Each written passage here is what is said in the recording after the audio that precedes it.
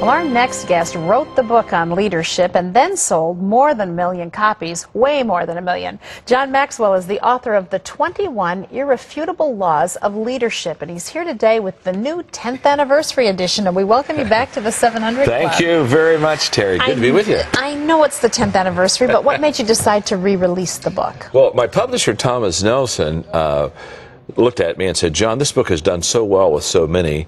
Would you like to have a shot at trying and upgrading it and putting new illustrations, et cetera, in it? And I said I would. I'll tell you why. Every time I write a book, about 3 years after I've written it, I'm disappointed in it. You think, I wish I'd have said this. That's exactly right. I look at it, I think, oh, why didn't I teach this principle? And what happens, Terry, is the book stays the same. It doesn't move. But I keep growing, I keep learning, I keep developing. Yes. And so what happens is the things I said at a certain point in time, it would be the best that I could give. But if I keep growing, then I look at it and say, oh, I could have done so much better. Yes. And so all of my books, I have a tendency about 3 years later to kind of think, oh, my goodness, I'd like to have a shot at rewriting them. And with this one, because it's done so well, they said, well, rewrite it. So this isn't just, I know you talk about 2 new laws of leadership. It's not just that. You've enhanced even what had been written before. Oh, yes, I changed all of the laws as far as the content. In fact, 75% of it is new. Wow. Which, when I started, I thought, oh, I'll do 15, 20%, you know. Right, and I'll tweak it here and there. Embellishments. Yeah, and then I got in it again, and I look and I say, oh, this needs to be changed, and this can be so much better. So I just basically rewrote the book. The 21 laws is still the 21 laws. I took 2 of them, and I folded them into another one because they were what I call cousins. They were close. And I added 2 new laws, because in 10 years also of me teaching the 21 laws of leadership around the world, people would ask questions, and all of a sudden it forms better in your own mind. And all of a sudden I thought, there are 2 important laws that I just missed. Tell me about those. Well, okay. One of them is the law of addition. And the law of addition says we add value to people by serving them.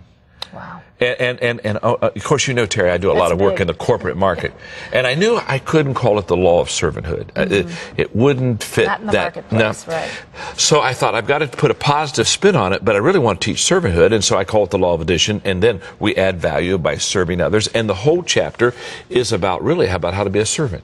And how to add value to other people. And I was so pleased with how it came out, because it has biblical values and principles, again, without scripture, again, because I transfer over to the secular market all the time.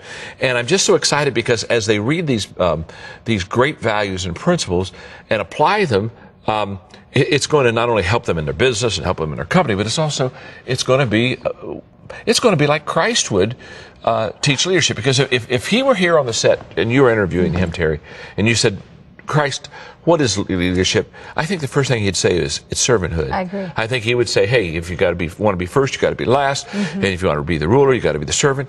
And I mean, that whole paradigm. And I kept saying, how can I, again, in a recognized corporate secular book, put those values and principles, and the law of addition really allowed me So that's one of the new ones. What's the second one? And the other one's the law of the picture. And the law of the picture says people do what people see. It's all about example. And it's not what you say, but it's what you do. And the confusion that is caused when I don't live what I teach you or ask of you as a leader or as a boss. And so I really try to talk in that chapter a lot about character and living out and fleshing out the values. In fact, it was very interesting. The Chicago Tribune and the Wall Street Journal a few weeks ago interviewed me the very same day on business ethics, because I've written some stuff on business ethics. And their question was, do you think it's possible for a company or a corporation to teach their people business ethics? And I said, yes, I do. And they pushed back. They said, we don't think it's really possible. And I said, 2 things have to happen. I said, they have to not only teach those ethics, but they have to live those ethics. And I said, if you teach them, but you don't live them, or you kind of look the other way in the company when you're doing these things, then people very quickly realize that those are not your values. And so the law of the picture is a lot about saying and doing being compatible together. Can I ask you, you know, we've had a number of leaders in the Christian community over the last couple of decades who have taken some pretty scandalous falls. Is the law of the picture what was missing, the missing component in their absolutely. Their endeavors? Oh, absolutely. They forgot that the greatest leadership is by example. Yeah. And one time I saw a stat, Terry, that said that 89% of what we learn visually. Yeah. 10% through the ears, 1% through the other senses. Well, it just tells you that the impression of visualness is so key to leadership. And leadership is a visual thing. You think of a leader as, you think of Moses at the Red Sea saying, okay, let's go across. Yes. The waters are Follow part. me, we're going this way. It's a visual. It's a very much of a visual. And I wanted to get that in.